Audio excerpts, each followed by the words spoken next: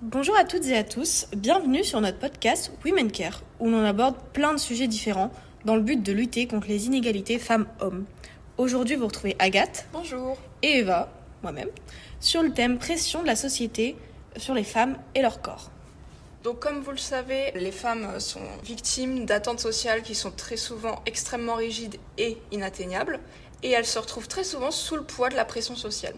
Du coup, on va commencer aujourd'hui par aborder les normes irréalistes que les femmes doivent atteindre.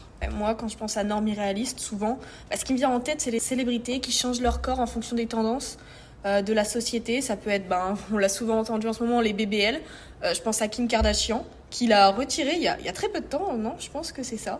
Toutes ces injections qui ont été faites dans les années 2000. Alors peut-être je parle sans savoir, mais récemment, il y a le retour au naturel qui revient. Et ça suit des tendances, et toi, qu'est-ce que t'en penses? Du coup, oui, pour parler des Kardashian, par exemple, c'est une famille qui base l'ensemble de leur business sur le fait de faire complexer des femmes partout dans le monde entier, parce que ces femmes seraient pas assez maigres ou parce qu'elles auraient pas assez de forme. Donc finalement, déjà là, il y a une certaine contradiction, en fait. Et finalement, tu te rends compte que, par exemple, je sais que Kim Kardashian, il y a pas longtemps, elle a lancé sa marque de... Je sais pas si elle a lancé sa marque, mais en tout cas, elle a lancé un produit où c'est genre des sous-vêtements avec des faux poils de pubis. C'est génial. Bah oui, alors qu'à côté, c'est le genre de meuf qui te juge de ouf si t'es pas rasé. Ouais. Mais bon, voilà. Ensuite, au niveau de la chirurgie esthétique, etc., finalement, c'est évidemment, on va pas critiquer quelqu'un qui fait de la chirurgie esthétique. Non, bien sûr que non. Le problème C'est pas le but. pour des femmes comme les Kardashian, c'est qu'elles vont se faire refaire de partout, puis après t'expliquer que c'est ça la norme, alors que c'est de base un corps qui est inatteignable, et elles vont pousser les gens à complexer sur leur propre corps, et après à se dire oh ouais, mais si seulement je pouvais me faire refaire le nez, puis les seins, puis les fesses, ça s'arrête jamais en fait. Alors que c'est pas naturel. On peut penser aussi aux pubs pour les produits beauté, où on voit toutes ces femmes, on se dit elles sont magnifiques, et en fait, elles sont évidemment magnifiques, mais c'est des choses qui sont inatteignables parce que derrière, il y a les photographes, il y a les bonnes lumières, il y a le maquillage, il y a la retouche photo. C'est ce genre de choses, pas que pour les pubs, mais aussi pour les comptes Instagram. C'est aussi, pour revenir vite fait sur les Oui. pubs, moi j'avais un peu envie de parler de cette pub là d'ailleurs, parce que c'est vrai que déjà dans les pubs tu vois ni les rides, ni les poils, ni les cheveux blancs. Et je sais pas si t'as vu, mais genre la dernière pub L'Oréal, c'était une pub avec Eva Longoria pour Halloween. Je suis pas sûre de l'avoir vu, explique-moi. En gros, c'est genre une sorte de parodie de Scream, tu vois, où elle se Ouais. fait attaquer dans sa douche, mais en fait l'agresseur c'est les cheveux blancs. Et en fait, je trouvais la pub un peu violente quelque part. Oui. Parce que c'est genre, on te présente les cheveux blancs comme quelque chose d'ultra moche et à cacher chez les femmes, alors que chez les hommes, on ferait jamais la même chose. C'est vrai, on dit toujours que les hommes vieillissent mieux que les femmes. Je ne trouve pas du tout. Oui, puis les cheveux blancs chez les hommes, c'est le Père Noël en fait. C'est super. On va pas critiquer. Bien sûr. Alors ensuite, on peut passer sur la pression des réseaux sociaux. Personnellement, vis-à-vis des réseaux sociaux, j'ai un regard un peu mitigé. J'aime bien voir ce qui se passe en même temps. Moi, personnellement, poster des choses, ça me rend toujours très anxieuse. Sur Instagram ou quoi, quand je poste, je réfléchis à 1000 fois avant parce que j'ai peur qu'on me juge, qu'on me dise ton nez il est pas droit, alors que on s'en fout, on va pas voir les petits détails. Je suis assez pareil, j'ai très peu de photos de moi sur Insta. Mhm. Après, ouais, ça me fait penser, mais par exemple, moi sur mes réseaux, genre dans mes For You page et tout, j'ai pas grand chose sur le maquillage ou quoi, parce que je me maquille pas, évidemment. Oui. Mais genre, par exemple, sur TikTok, il y avait des effets de mode qui étaient très dangereux pour la santé, que j'avais vu passer, etc. Ah oui. Et à des moments, tu vois, genre dans des pubs, tu vois des meufs, elles se réveillent, elles ont une gaine pour le menton, puis un patch pour pas ronfler sur la bouche. Genre, en fait, elles sont à ça de s'étouffer dans leur sommeil Oui. pour des choses qui ne marchent même pas vraiment. Voilà, je suis pas assez renseignée sur ce sujet, mais quand elles vont coucher avec leur lumière rouge, leur truc sur le nez et tout ça, surtout la gaine sur le menton, moi ça me paraît assez inquiétant. En fait, je crois Après, que ça on sert juge juste à pas rien. du tout. C'est juste, ça lance en fait une pression, on se dit, mais nous on le fait pas, est-ce que du coup on va être aussi belle, on va dire, ça n'a rien à voir. On juge pas vraiment le fait Non, on de juge le pas. faire, on juge plus le fait qu'il y a des critères qui te poussent à le faire, quoi. Oui, voilà, si tu le fais volontairement parce que t'as envie de le faire, fais-le. Si ça te fait plaisir, fais-le. On ne juge personne. Après, objectivement, si jamais vous savez pas, les gaines pour le menton, ça ne sert à rien. Voilà, il y a Ah plein oui de médecins qui l'ont dit. C'est vrai. Ça sert à rien. Ça Ok. te tient juste le menton pour rien. Ok, mais surtout, ça attire les oreilles, non? Je sais pas, j'en ai Enfin, jamais bref, vu, j'avoue. c'est pas le podcast sur les gaines de menton. Mais ouais, mais sur TikTok, on peut voir passer tellement de choses. Ça, moi, personnellement, dans mon fil d'actualité, je trouve pas, mais je l'ai vu. Par exemple, ça encourage les TCA, les régimes minceurs.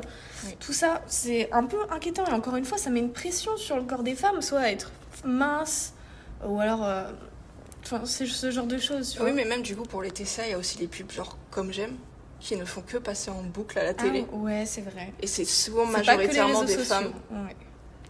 C'est vrai. Et mais sur TikTok aussi, je reviens dessus, on peut voir beaucoup l'arrivée des masculinistes qui gagnent du terrain et ils font vraiment circuler des idées terrifiantes dans la tête des enfants.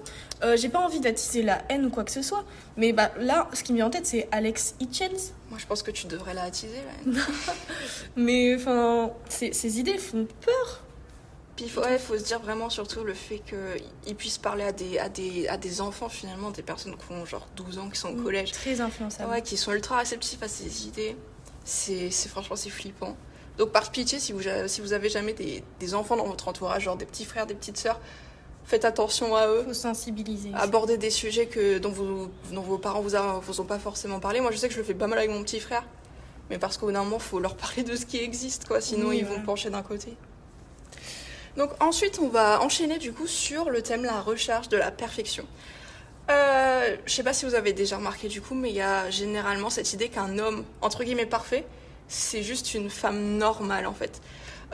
Déjà au niveau des expressions, je sais pas, moi j'ai déjà entendu l'expression boys will be boys en anglais.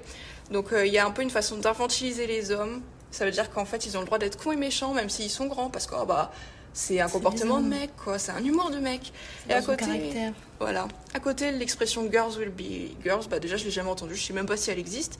Oui, t'as fait le parallèle entre les deux. Voilà. Et puis généralement, j'ai l'impression aussi que quand on dit un peu ah ouais mais c'est parce que c'est une meuf, ça va renvoyer à des stéréotypes genrés. Genre par exemple une meuf qui va être excitée à l'idée de faire les soldes. Tout le monde aime faire les magasins. Voilà. Ou à s'acheter du maquillage. Et les hommes peuvent aimer faire les magasins, il n'y a aucune honte à ça, ils peuvent aimer acheter du maquillage, se maquiller, moi j'adore ça. Bah oui, voilà.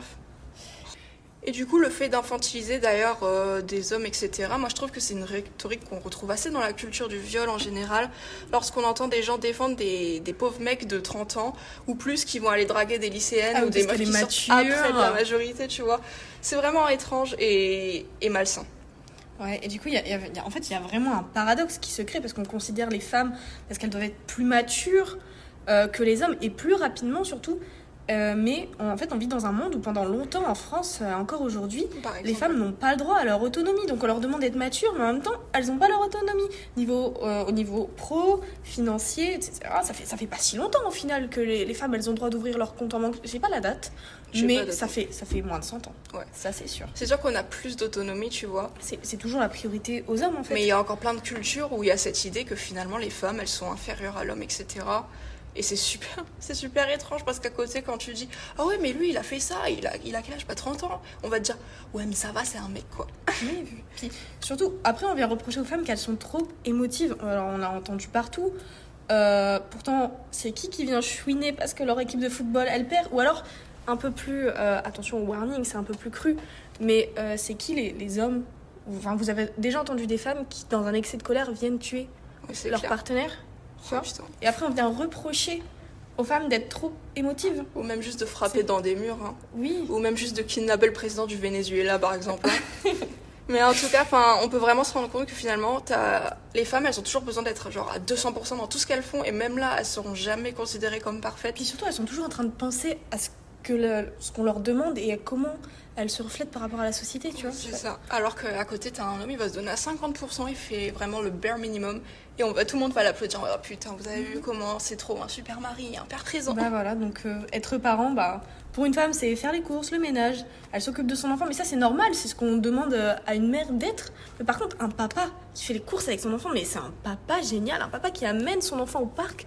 Mais c'est un super mari. Mais c'est ça. On voit vraiment la différence de traitement. Alors que juste si t'as un gosse, c'est la base de s'en occuper. Genre. Sinon, faites pas de gosse. Je sais pas, ça paraît évident. Alors ensuite, une autre partie, c'est les critiques liées à la pression sociale. Et donc pour ça, on a pensé au film Barbie, qui a été réalisé par la réalisatrice Greta Gerwig, j'espère que je le prononce bien, qui a été sorti en 2023. Et j'aimerais vous lire un petit extrait du monologue de Gloria incarné par America Ferrera. Je vais pas tout lire parce qu'il est vraiment très long. Mais vous pouvez le retrouver sur YouTube si vous voulez. Évidemment. Il est littéralement impossible d'être une femme. Il faut toujours qu'on soit extraordinaire, mais d'une manière ou d'une autre, on s'y prend toujours mal. Il faut être mince, mais pas trop mince. Et tu ne peux jamais dire que tu vas être mince. Tu dois dire que tu vas être en bonne santé, mais en même temps, tu dois être mince. Tu dois avoir de l'argent, mais tu ne peux pas demander de l'argent parce que ça, c'est dégueulasse. Tu dois être le boss, mais tu ne peux pas être méchante. Tu dois diriger, mais sans imposer tes idées. Donc voilà, j'arrête là parce qu'il est vraiment très long, mais c'est fou. Mais vraiment, allez retrouver cet extrait du monologue sur internet parce que je le trouve vraiment génial. Et quand j'ai vu le film, personnellement, ça m'a touchée. Je me suis dit, mais c'est tellement vrai. Ça a mis les mots sur des choses qui sont parfois trop internalisées. Et on n'avait pas les mots pour le dire. Et là, tu vois, ça reflète totalement ce qui se passe en fait dans la société. Qu'est-ce que t'en penses, toi? Moi, j'avais adoré le film aussi, donc c'est pour ça. N'allez pas voir que le monologue, j'ai envie de Oui, vous dire. évidemment. Cherchez le film et regardez-le si vous pouvez, parce qu'il est vraiment cool. Et puis, en fait, je trouve ça super important, quelque part, vu que c'est un film familial, notamment, que que les idées évoquées, ça reste des idées quand même vachement basiques, mais qui permettent de toucher tous les âges quand même. Quand tu vois le nombre de mecs, genre Ben Shapiro par exemple, qui est sorti de la salle en chouinant parce que le film était trop rose. N'allez pas voir Barbie en fait. Enfin voilà, et je trouve aussi ça fait pas de mal tout simplement de répéter des évidences parfois parce qu'il y a des personnes qui vont avoir tendance à ne pas être concernées et du coup à juste oublier en fait. Ouais, à tourner le regard. Si t'es pas concerné, tu regardes ailleurs. Voilà, mais du coup j'aime beaucoup ce monologue parce que tout ce qu'elle dit dedans c'est extrêmement vrai. Il y a un peu ce côté où dans la société en fait si t'es maquillée t'es superficielle, si t'es pas maquillée t'es négligée, si t'es souriante, t'es aguicheuse. Mais par contre, si t'es pas souriante, t'es mal baisée. Si tu t'habilles court, t'es une pute. Si tu t'habilles long, t'es coincée. Si t'es maigre, faut que tu manges plus. Si t'es grosse, faut que tu manges moins. En fait, il y a vraiment un côté où on peut pas s'en sortir, quoi. C'est sûr. Donc c'est pour ça que finalement, mesdames notamment, n'écoutez pas ces gens parce qu'ils ne seront jamais contents. Vous ne pouvez pas gagner. On peut jamais plaire à tout le monde. Il faut se plaire à soi-même avant tout. Exactement. Ensuite, on peut parler de la langue française. La langue française, pardon. On voit clairement que ça a été imprégné par la société patriarcale. On voit que la place des femmes par rapport aux hommes, elle est très minimisée. Quand on voit le vocabulaire, déjà, il est ultra genré. On peut penser au terme fils et fille. Donc, il y a vraiment un terme approprié pour parler de son enfant, qui est un garçon, mais pas pour une fille, en fait. Ma fille, mon fils. C'est un peu bizarre. Et comme ma femme, mon mari. Tu vois ? Il y a vraiment... Tu dis pas mon homme, c'est bizarre. Oui, mon homme, ça fait très... Ma femme, mon mari, tu vois. Mon épouse, le terme existe quand même. Mais par contre, pour l'enfant, non. Ouais. Ma fille, tu vois. Puis il y a aussi le côté où quand tu parles de tous les êtres humains en général, tu vas dire les hommes. Ouais.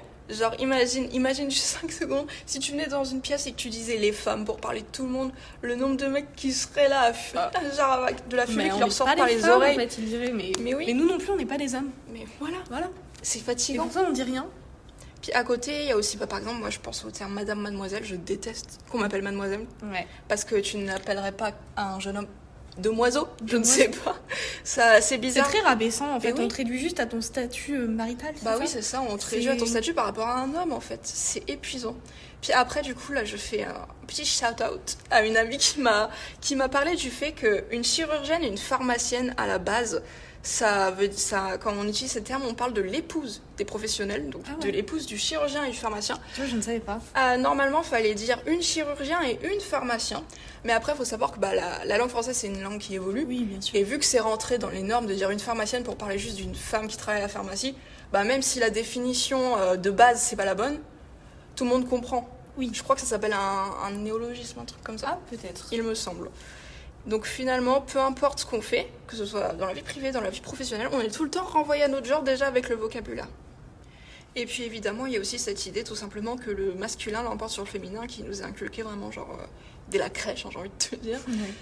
Puis aussi, moi je voulais parler un peu, moi je sais que ça fait un peu, c'est un peu une controverse, de la femme qui parlait de la féminine inclusive. Je sais pas si t'avais vu. Peut-être. C'est la femme qui, par exemple, à la place de dire il pleut, disait elle pleut. Ah oui, c'est marrant. C'est ça, voilà. Voilà. Et en fait, elle a buzzé à un moment, tu vois. Mais c'est bien, ça permet de piquer, tu vois, de faire des petits pics, de faire des petits rappels, tu vois. C'est exactement ce que j'allais dire. Tout le monde l'a dénigrée en disant qu'elle était trop extrême, etc. Et que ça servait à rien ce qu'elle faisait. Et franchement, je trouve que personnellement, ce qu'elle a fait, ça a quand même permis de démontrer que les hommes, en fait, ils ne supportent pas d'être à notre place 5 secondes. Ils pleuraient tous. Constamment, il y avait que des mecs qui chouinaient dans les commentaires, c'est épuisant. Puis pareil, du coup, la meuf, ce qu'elle dit, ça leur plaît pas, du coup, ils disent quoi ? Ah putain, c'est encore une hystéro qui nous fait chier. Puis en fait, en parlant de ça, moi je vais parler, par exemple, je pense dans la sphère politique à Sandrine Rousseau qui dérange aussi énormément les hommes. Moi, je sais que je suis pas forcément d'accord avec tout ce que Sandrine Rousseau dit, mais Ça me fait rire parfois d'entendre des mecs qui sont pas contents parce que par exemple elle a dit ouais les hommes qui font le barbecue torse nu c'est vraiment la société patriarcale quoi. Bah excusez-moi messieurs mais elle a assez raison, j'ai pas envie de voir vos poils à côté de mes merguez en fait voilà. C'est totalement vrai. Alors encore une fois, on blesse personne quand on parle des hommes. Évidemment, c'est pas tous les hommes, on va pas le rappeler, hein, cette phrase. Pas tous les hommes. Pas tous on les va pas le hommes. rappeler. On Mais n'est pas toujours ici. un homme Mais bien voilà, sûr. voilà, toujours. On n'est pas là sur ça pour ce podcast, mais voilà, vous avez très bien compris. Ensuite, on peut parler de la place des femmes en tant que tout, sauf femmes. Bah ouais, on inculque l'idée du mariage chez les femmes très tôt. Personnellement, j'ai jamais vu un petit garçon rêver de son mariage. Hein. Souvent, plutôt, on les voit fuir Ouais, bah le oui, mariage. clairement. Ou imaginer un beau costume. Alors que c'est vrai que, personnellement, même moi, plein de personnes que je connais, on rêve du mariage, de la robe, tout ça. Mais c'est parce qu'en fait, ça a été inculqué par les traditions de famille ou même les princesses Disney. À la fin, au moins 50% des Disney, il n'y a pas une princesse qui se marie. Oh plus hein. Plus. Parce que je pense qu'on peut compter sur une main le nombre de princesses qui ne se marient pas. Qui ne se marient pas, voilà. Alors, ça finit toujours par un beau mariage et ils vécurent heureux et eurent plein d'enfants. Voilà. C'est toujours ça. Donc, alors que pourtant, ça a été démontré par de nombreux sociologues, l'instinct maternel, ça n'existe pas. C'est juste une façon de faire pression sur les femmes en leur faisant entendre qu'elles sont faites pour avoir des enfants, se marier. Hashtag poule pondeuse, quoi. Voilà, finalement, vous pouvez faire vos recherches. L'instinct maternel, c'est une belle idée bizarre qu'on inculque et qui en plus par la suite va faire complexer les femmes qui vont avoir des enfants. Ça peut participer, je suppose, du coup au postpartum, à la dépression post-accouchement. Cette idée Tu dis, de... t'as pas la fibre Mais c'est ça, maternelle. t'as pas la connexion directe avec ton enfant, alors qu'en fait ça n'existe pas, ça se construit. Bah oui, c'est évidemment. comme tout. C'est juste, tout le monde est différent, tout le monde aborde les choses de manière différente dans la vie. Bah oui. Juste ça. C'est normal. Il y a la pression d'avoir des enfants. Alors c'est pour quand petit dès que tu te maries on te dit bah alors c'est pour quand les enfants dès que t'es marié, ou alors c'est pour quand le mariage, parce que oui on associe beaucoup mariage égale enfant alors que pas du tout. Et du coup en fait je trouve ça très déplacé parce que les gens ne sont pas dans la vie et tu sais pas en fait si la personne elle arrive peut-être pas à avoir un enfant en fait et tu lui mets ça sur le dos. Oui en plus. Et ou juste elle ne veut pas d'enfant c'est et ça. c'est totalement ok en fait, chacun vit sa vie comme il l'entend tant qu'il fait de mal à personne. Voilà, tu peux vouloir avoir des gamins sans être marié, tu peux vouloir te marier sans avoir des gamins, tu peux vouloir aucun des deux, tu peux vouloir les deux. Mais oui, il n'y a pas de schéma de vie particulier, tout le monde vit sa vie comme il l'entend. Bah oui. Puis Et en plus j'ai envie de vous dire franchement, quand tu vois le nombre de personnes qui ont des gamins parce qu'entre guillemets c'est la chose à faire et qui finalement les traitent comme de la merde toute leur vie, j'ai envie de vous dire franchement si vous voulez pas d'enfant ne vous forcez pas parce qu'après vous serez malheureux et après l'enfant sera malheureux également. Bon, et du coup finalement avec tout ça on pousse les femmes à vouloir du coup une famille, un mari, des enfants et un pick-up bien sûr, parce qu'une femme pas mariée et sans enfant passé les 35 ans, bah on la considère comme une pauvre fille. Il y a vraiment le terme vieille fille. Oui, c'est vrai. C'est très, très dénigrant. Je l'entends très peu pour parler de ça par rapport aux hommes. Ouais. J'ai très peu entendu un vieux garçon. Ça n'existe pas. Ça n'existe pas. Alors que Enfin, c'est vieille... un vieux garçon, après, ça me dit Ouais. quelque chose, mais... Mais est-ce qu'on n'entend pas plus vieille fille? Bah si, quand C'est même. super dénigrant de parler d'une femme qui n'a juste pas voulu d'enfant et pas voulu se marier, ou... Tu vois? Oui. Bah c'est comme à l'époque, quand... Genre comme dans Bridgerton, là. Quand les meufs, elles se marient pas, je sais plus comment on appelle ça. Ah oui. Mais tu sais, elles ont un nom à partir d'un certain âge, je crois, genre c'est genre Ah, vraiment c'est- 19 ans, où elles se Oui, marient pas. je me rappelle plus. Donc on n'a peut-être pas tant évolué sur tant de choses que ça, finalement. Et ouais, d'ailleurs, dans un de... Parce que du coup, pour ceux qui ne savent pas, on avait laissé une boîte le jour de notre soutenance PIC pour que des personnes puissent laisser des témoignages. Et il y a d'ailleurs une des personnes qui avait laissé un mot, qui avait parlé du fait que quand une femme n'est pas mariée, n'a pas d'enfant, à partir d'un certain âge, on parle d'elle en disant qu'elle a raté sa vie. Donc finalement, ça rejoint pas mal notre point Oui. sur l'idée des vieilles filles. Alors que, bah, tu vois, par exemple, pour revenir sur cette idée pour les hommes qui sont pas mariés et qui n'ont pas d'enfants, en fait, on va les percevoir comme des personnes de responsables, carriéristes, mais ils ont le droit, parce que c'est des hommes qui attendent finalement la bonne personne. Oui, et qu'en fait, on les laisse faire leur vie sans les juger. C'est ce qu'on devrait faire aussi avec les femmes. Et du coup, moi, je voulais enchaîner, c'est pas exactement lié, mais j'en avais Ouais, parlé vas-y. avec mon père et ça m'intéressait un petit peu. Je suis toute oui. Il y a un peu cette idée reçue qu'en fait, après le divorce, les hommes sont beaucoup plus pauvres que les femmes. Il faut savoir que non, pas du tout. Voilà, ouais. Ça me tenait à cœur de le préciser, parce que je trouve que c'est un peu, encore une fois, un argument qui va permettre de faire culpabiliser les femmes qui veulent tout simplement prendre leur indépendance. Oh mince, tu quittes ton homme, qu'est-ce qu'il va faire? C'est ça. C'est Le très pauvre triste, chou. hein, mais... C'est faux. Donc du coup, pour Pour étayer mes propos, j'ai trouvé une étude de l'INSEE de 2024, donc c'est quand même assez récent. Oui. Je vais vous la lire, ce sera plus simple. Les femmes sont plus affectées que les hommes, particulièrement après un divorce. Elles basculent ainsi plus fréquemment dans la pauvreté. Lors d'un divorce ou d'une rupture de Pax, elles déménagent également plus souvent que les hommes. De même, les femmes divorcées sont particulièrement concernées par la pauvreté, puisque 28% d'entre elles sont pauvres l'année de la séparation, contre 23% de femmes ayant connu une rupture d'union libre et 14% de celles en rupture de Pax. Les hommes, quant à eux, sont moins touchés quel que soit le type de rupture, c'est-à-dire que leur taux de pauvreté augmente environ de 3 points pour atteindre 15% l'année de la séparation. Donc en gros, pour faire raccourci, lorsqu'une femme divorce, il y a 28% des femmes qui divorcent qui sont pauvres l'année de la séparation, alors que les hommes, peu importe le type de rupture, que ce soit des Pax ou un mariage ou quoi, ça va être que 15% grand max. Ah oui, d'accord. Il y a déjà 13% d'écart. Hein. Bah non. Ça, et on entend même le contraire. Et j'ai l'impression que c'est un peu plus une idée reçue chez les générations au-dessus de la nôtre, tu vois. Parce que moi, j'en avais pas vraiment entendu tant que ça parlait. Mais je tenais quand même à le dire si jamais vous aviez entendu parler de ça. Comme ça, vous pourrez contrer votre tonton lourd à Noël en lui disant « Eh ben non, tonton, je savais que l'INSEE en 2024 avait dit que c'était le contraire. » Voilà. Donc ouais, en fait, c'est vraiment une différence de traitement sur tous les points. Oui. Et du coup, moi, je voudrais aborder quelque chose de totalement différent, c'est le dating. Hein. Aujourd'hui encore, on attend des femmes qu'elles correspondent donc à une longue liste de critères. Être jolie mais naturelle, ça fait un peu référence à ce qu'on disait tout à l'heure. Ouais. Indépendante mais pas intimidante, disponible mais pas trop, hein, attention. Les applications de rencontres, elles n'ont fait que rendre ces attentes beaucoup plus visibles. Dans beaucoup de discours masculins, on parle de références, de critères, de sélection, taille, poids, âge, façon de s'habiller, comportement. Le corps des femmes, il est constamment évalué et représenté comme des objets. Alors qu'à l'inverse, quand on écoute les femmes parler de ce qu'elles recherchent, la priorité la plus basique, c'est se sentir en sécurité, être respectée, ne pas tomber sur quelqu'un de violent, manipulateur, instable ou juste classique, ne pas se faire tuer. Oui, c'est ça, mais de ouf. Hein. Mais en plus, genre... Je tiens à dire quand même, il y a une phrase que j'avais vue il n'y a pas longtemps, où ça disait « Messieurs, si vous cherchez une femme sans poils, sans rides, et qui ferme sa gueule, c'est que vous cherchez une enfant. Donc dans ce cas-là, remettez-vous en question. Mm-hmm. » Mais franchement, oui, c'est... Ouais. C'est un peu aberrant ce qu'on demande des femmes, alors que les femmes en demandent si peu pour les hommes. C'est ça. Juste quelqu'un qui n'est pas un tueur, qui n'est pas un violeur. Puis le côté des mecs qui traitent vraiment les meufs comme des objets, tu le vois aussi, genre, avec les mecs qui vont commencer à comparer leurs meufs, genre, avec des voitures, quoi. Ah ouais. Mais oui. Ah oui, elle, c'est une Lamborghini. C'est une Lamborghini, toi, t'as... Elle, c'est une Twingo. c'est vraiment... On en rigole, hein, mais au final, c'est triste, quand même. Bah oui, mais c'est pas esprit, est-ce que nous, on fait ça? Alors, peut-être certaines femmes, mais est-ce que nous, on fait ça avec des hommes? Est-ce qu'on dit, oh ouais, le mec que j'ai vu hier, c'était une véritable Ferrari? Je n'ai jamais entendu une femme dire ça de mec. Et voilà. Donc, en fait, cette différence, elle en dit long sur la pression qui pèse sur les femmes. Là où les hommes, ils peuvent se permettre de choisir, hein, on dirait que c'est un catalogue pour eux. Beaucoup de femmes, elles doivent se protéger, réfléchir, ouais. Moi, admettons, si je daterais, j'irais pas dire à quelqu'un de venir me chercher devant chez moi et de rentrer dans mon appart, non.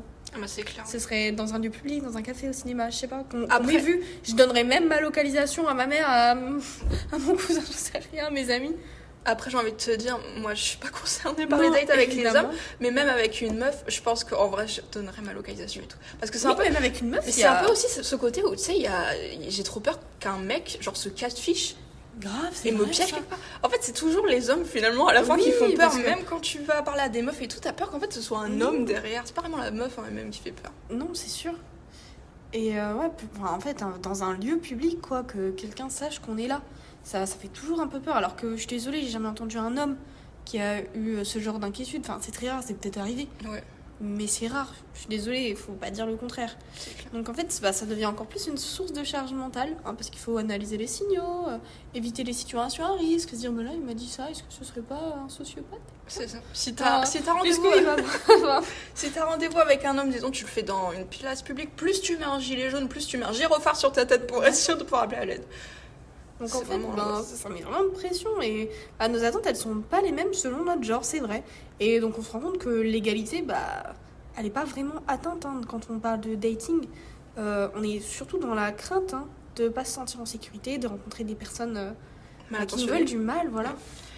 Et du coup, vous voulez lier ce thème de dating à quelqu'un qui nous avait laissé un petit mot en écrivant « Les femmes préfèrent être seules avec un ours plutôt qu'avec un homme ». Et je sais pas si vous aviez vu passer du coup cette sorte de trend. Je sais pas si on peut appeler ça une trend vraiment. Mais voilà. Ça en dit long. Bah, franchement, oui. Sur la sécurité qu'on ressent auprès des hommes. Oui.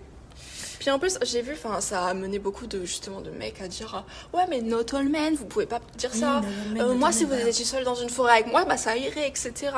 Et mais voilà, c'est pas de la généralisation, mais on est d'accord que on n'entend jamais parler d'une femme qui a massacré un homme dans la forêt, quoi. Bah franchement, c'est aussi pas mal la génération. Moi, je suis désolée, mais il y a un peu ce côté où on apprend quand même pas mal. Enfin, les hommes sont tous élevés dans la même société. Mais surtout si t'avais été élevé d'une manière où genre quelqu'un de responsable, genre juste un homme, tu vois, ouais. Bah tu te sentirais pas concerné. En fait. C'est ça, tu te sentirais pas visé, tu t'aurais pas cette obligation de dire ah oui, mais pas moi. Bah ouais, tu vois. Et tu reconnais qu'en fait, oui, les hommes, c'est des détraqués parfois. Bah oui. Mais si toi, t'es droit dans tes baskets, bah tu te reconnais pas là-dedans. Bah oui. Tu vois. Et puis, ouais, moi, il y a cette métaphore que j'aime bien, c'était genre, si tu sais qu'il y a une pomme pourrie dans le panier, tu vas pas tenter de manger une pomme du panier, tu vois. C'est tellement, ouais. Puis, ouais, au-delà de ça aussi, pour le délire, du coup, de l'ours et de l'homme, les femmes qui disaient qu'elles préféraient être avec un ours, ce ne sont pas des inconscientes totalement débiles qui pensent déjà, pourquoi elles se retrouveraient avec un ours? Voilà, tu vois, c'est vraiment... C'était plus une façon de dire qu'on peut jamais se sentir en sécurité vraiment avec un homme qu'on ne connaît pas, notamment. Évidemment. Et j'avais vu aussi quelqu'un, bon là ça va être un peu glauque, désolé, dire que aussi il y a un peu ce côté où il y avait quelqu'un qui avait dit ouais mais au moins avec un ours, une fois que je suis morte, il laisserait mon corps tranquille. Oui, c'est vrai que c'est glauque, mais c'est la vérité. Bah ouais, j'avais trouvé ça super glauque, mais il y a vraiment ce côté où l'ours il te tue, puis après voilà. Alors que l'homme, tu sais pas ce qu'il va te faire. T'as pas juste peur qu'il te tue, tu vois, t'as peur de beaucoup de choses différentes. Qu'est-ce qu'il va faire avec mon corps? Même si t'es inconsciente, ah oui, tu t'es jamais tranquille en fait. Bah ouais. Même dans ton sommeil, en fait, t'es jamais tranquille. C'est ça. C'est dingue. Enfin voilà, maintenant on va parler d'un truc, je suppose, un petit peu plus léger quand même, de la première fois tout simplement. Des premières expériences sexuelles. Moi je tenais à parler franchement de ce truc-là parce que ça m'énerve.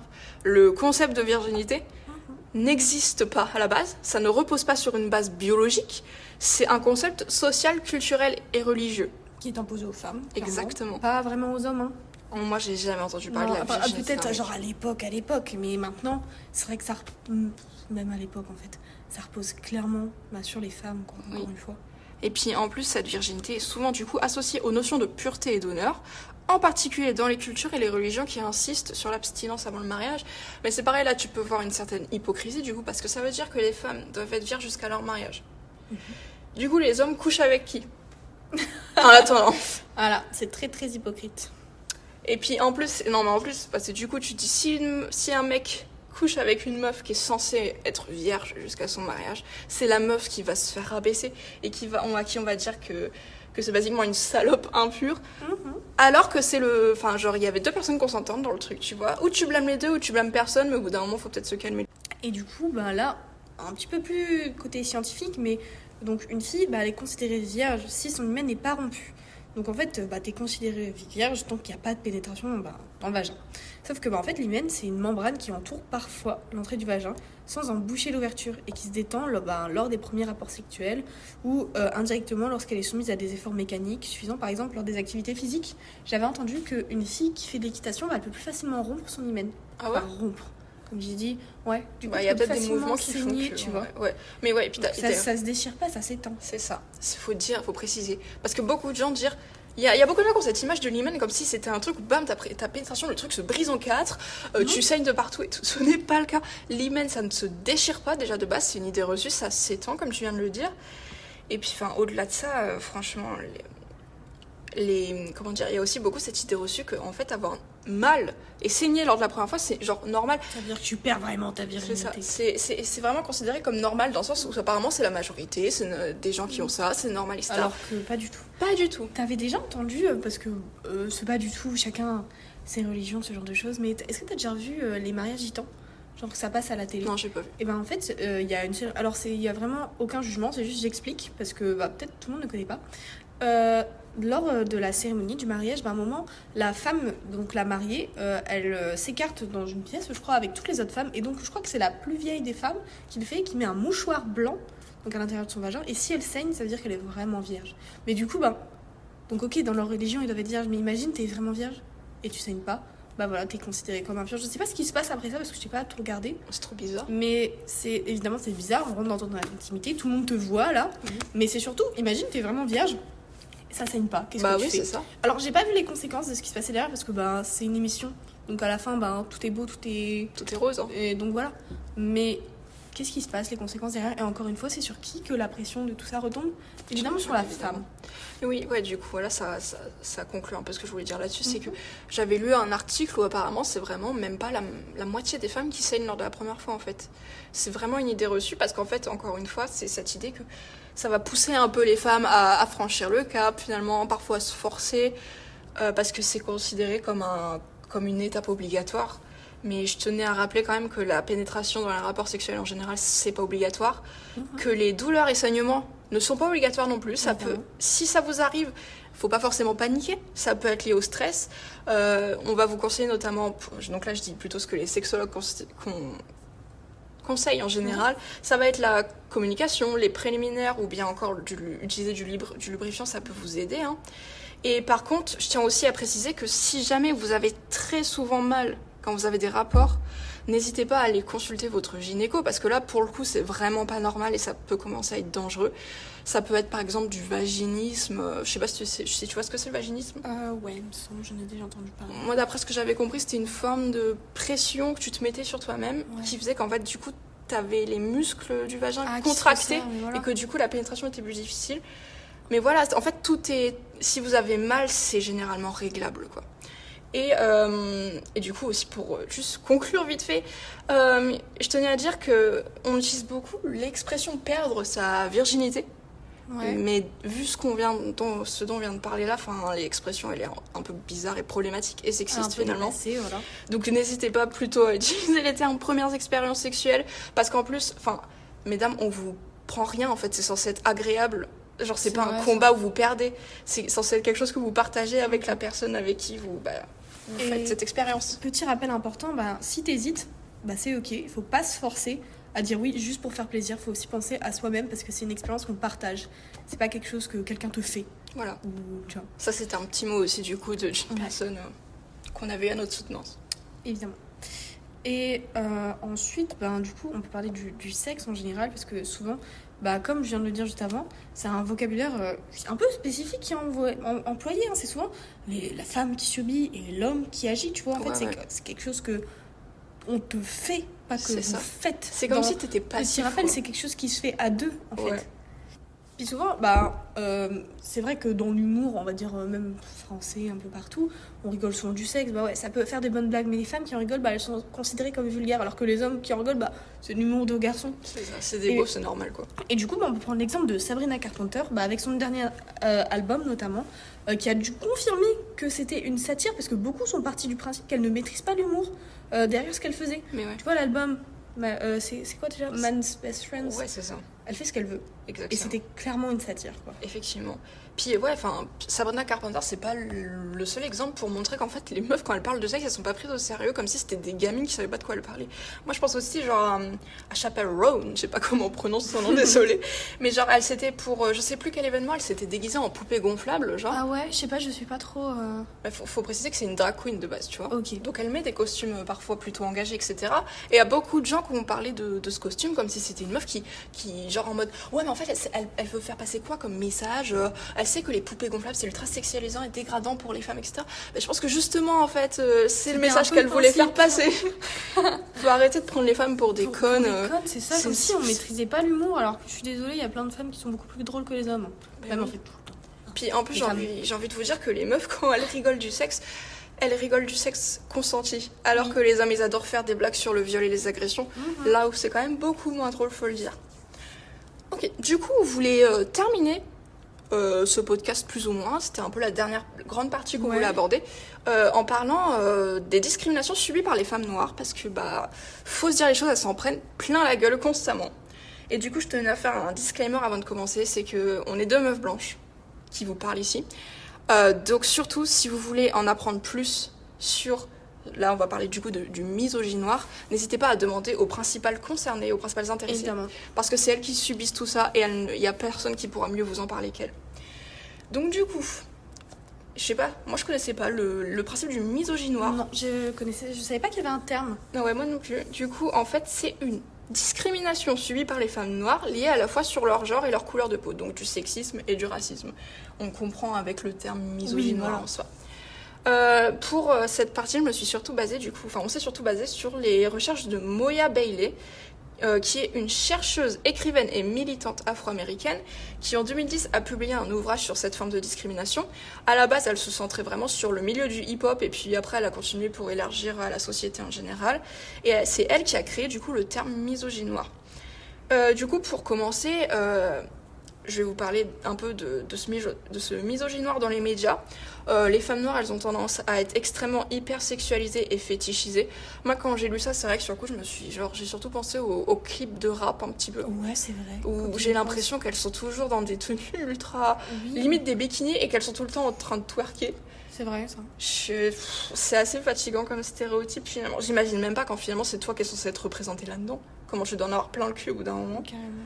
Et après, j'ai aussi pensé du coup aux cibles de harcèlement et de commentaires déplacés en général à la télé, comme du coup dans les exemples que j'ai trouvés. Les gens se permettent beaucoup de choses en fait. Oui, c'est ça. J'ai trouvé Félindra de Fort Boyard pour ceux qui ont la ref. Ebony dans la Starac, c'est beaucoup plus récent. Ouais. Et Théodora, qui est aussi pas mal critiquée, en fait juste parce que c'est une femme noire, quoi. Tout simplement. Donc en fait, dans la vie de tous les jours, c'est difficile. On peut penser aux emplois, il y a des difficultés d'accès à l'emploi et les inégalités salariales pour les hommes noirs évidemment, mais en fait les femmes c'est une double pression. En fait elles sont noires et puis c'est des femmes. J'ai l'impression que dans cette société en fait on déteste les femmes. On leur fout un coup dans la nuque puis on leur achève avec un coup dans le front, quoi. Et il y a une étude d'Harvard qui a été publiée en 2021. Je cite, les employés noirs ont 32% de plus de risque d'être mutés sur un autre poste, donc pas forcément choisi, et dans le même temps sont pénalisés au niveau des promotions. Donc 26% en moins que leurs homologues blancs. Donc l'écart de rotation le plus important se situe entre les femmes noires et les femmes blanches avec 8,9%.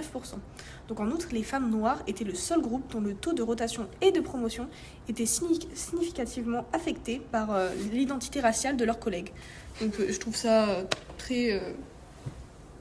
déplacé, non j'allais dire outrant mais ça ne se dit pas. En fait je trouve qu'on pointe pas ça assez du doigt. Clairement pas. Dans les médias on nous parle même plus, ça s'appelait comment, du plafond de verre. On nous fait croire que maintenant l'égalité salariale elle est atteinte plus ou moins partout. Du coup franchement je trouve que dans les médias on nous en parle pas trop. Genre il y a un peu cette idée que le plafond de verre il existe plus trop. Il y a un peu cette idée que l'égalité salariale, elle est atteinte. Oui, bien sûr. Et alors que finalement, cette étude-là, par exemple, quand je l'ai lue, je pensais pas que c'était autant, tu vois. Ouais, c'est vrai. Même au niveau de tout ce qui est mutation ou quoi, c'est pas forcément des facteurs auxquels j'aurais pensé. Non, c'est sûr. En fait, t'as l'impression que t'es muté, on s'en fout en fait. Tu fais ce qu'on te dit. C'est ça. Donc c'est un peu déroutant. Ensuite, au niveau de la santé, j'ai trouvé dans mes recherches qu'il y avait un truc qu'on appelle le syndrome méditerranéen. J'en avais déjà entendu parler vite fait, mais je savais pas trop ce que c'était. Voilà. Donc en fait, c'est cette idée que les professionnels de santé vont avoir tendance à minimiser les symptômes des femmes noires. Parce qu'à côté, notamment, il va y avoir cette idée qu'en fait, les femmes noires sont plus fortes et résistantes à la douleur que les autres, mais elles ont quand même plus tendance, en paradoxe, à se plaindre de douleurs minimes. Donc encore là-dedans, tu trouves une sorte de paradoxe étrange qui montre encore une fois que tout est basé finalement sur le racisme, parce que ça n'a aucun sens. Et pour terminer ce grand point, c'est les micro-agressions, des remarques ou des comportements qui, au premier abord, ça n'a pas l'air d'être violent ou agressif, mais ça s'inscrit vraiment dans une sorte d'historique raciste et sexiste qui va bien au-delà de tout ça, en fait. Par exemple, les femmes noires et la coupe afro, et en contradiction avec les femmes blanches et les cheveux frisés, lisses, bouclés, elles n'auront pas forcément les mêmes remarques. Et surtout, on peut penser aux entretiens d'embauche. Peut-être qu'une femme noire, elle va se dire merde, je vais lisser mes cheveux parce que je vais pas être prise au sérieux avec mon afro. Ouais, alors que c'est une coupe totalement légitime, c'est sa coupe en fait, tu vois. Ouais. Alors qu'une femme avec les cheveux bouclés, ondulés, elle aura jamais forcément ce genre de remarques, tu trouves pas? Oui, si, totalement. Pour conclure, parce que j'avais rajouté 2 petits trucs, mais ça après c'est des trucs dont vous avez tous entendu parler, hein. Oui. Que ce soit déjà les stéréotypes, c'est-à-dire qu'on va avoir tendance à dire que les femmes noires sont fortes, sont plus fortes en mode fortes de caractère, quoi, qu'elles sont souvent en colère et qu'elles se comportent comme des divas lorsqu'elles ont confiance en elles. On va penser par exemple à juste genre des meufs comme Aya Nakamura. Oui. Et après il y a aussi juste tout simplement l'invisibilisation que subissent toutes les minorités, j'ai envie de te dire, que ce soit dans l'histoire, dans les médias ou encore dans les films et séries. Et du coup, pour conclure ce podcast aujourd'hui, je voulais vous parler petit lieu d'échange pour et par les femmes et minorités de genre que j'ai découvert il y a pas longtemps sur Instagram, qui s'appelle Chez Violette. L'adresse c'est 70 rue des Postes à Lille. Ce sera en bio évidemment. Bien sûr. Et en fait, c'est tout simplement une sorte, d'après ce que j'ai compris, d'association autogérée, d'une association féministe, où ils vont proposer des ateliers vraiment très variés. Par exemple, on va retrouver des ateliers crochet, des clubs de lecture sur la littérature lesbienne, etc. Mais également des permanences où il y a des débats, enfin pas des débats, plus des discussions. Par exemple, dans leurs permanences les plus récentes, ils avaient parlé de la biphobie subie en général par les personnes bisexuelles dans la société, voilà. Et donc je voulais vous le recommander parce que, enfin, moi il y a souvent un peu des trucs dont j'ai envie de parler et j'ai pas forcément des amis qui ont ces mêmes problèmes ou quoi. Oui, voilà. Et je pense que ça peut être sympa pour vraiment tout le monde de parler et de se détendre avec des personnes concernées par les mêmes problématiques que toi. Ou même qui partagent finalement les mêmes intérêts que toi, les mêmes joies que toi. Ouais, mais ça a l'air super, n'hésitez pas, le lien sera dans la bio. Oui. Et du coup, pour conclure, la pression sur le corps des femmes, elle est partout, dans la santé, le travail, les relations, la sexualité. Trop souvent, on nous apprend à supporter plutôt qu'à être écouté. Donc il faut parler, s'informer et partager nos expériences, c'est vraiment important. C'est déjà reprendre du pouvoir sur nous-mêmes, sur nos corps. Parce que chaque corps, il est légitime et qu'aucune douleur, aucune peur ne devrait être banalisée. Donc voilà, donc merci de nous avoir écoutés et n'hésitez pas à aller voir notre compte Instagram qui sera évidemment en bio. @womencare podcast pour ceux que ça intéresse, voilà. Salut! Au revoir.